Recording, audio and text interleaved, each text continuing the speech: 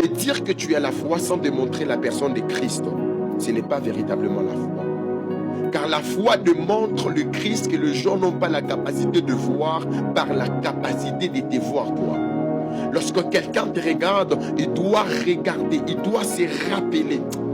J'aimerais vous dire, quelle est cette vie chrétienne au XXe siècle? Quand on regarde un chrétien, on n'a pas cette ambition, on n'a pas cet objectif de se rappeler de quelqu'un. Les apôtres, quand on les regardait, leur image était comme un rappel. À chaque fois qu'on regardait Pierre, on se rappelait toujours de quelqu'un.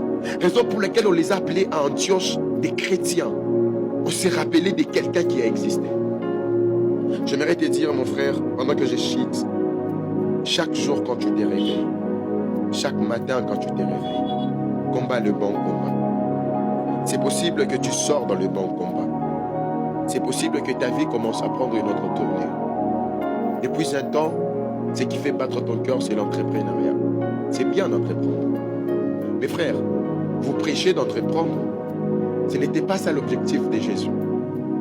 Car nous sommes plus à aller, pas plus à rester. Ce que j'essaie de t'expliquer dans quelques secondes ici, c'est que ta quête de réussir sur la terre ne soit pas plus supérieure que ta quête d'aller au ciel.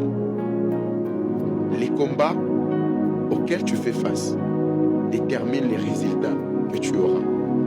La plupart des chrétiens se concentrent sur, et puis nous voyons ces habitudes. C'est bien de poster ton mari, mon combat. C'est bien de poster tes études, mon combat. C'est bien de poster ta famille, mon combat.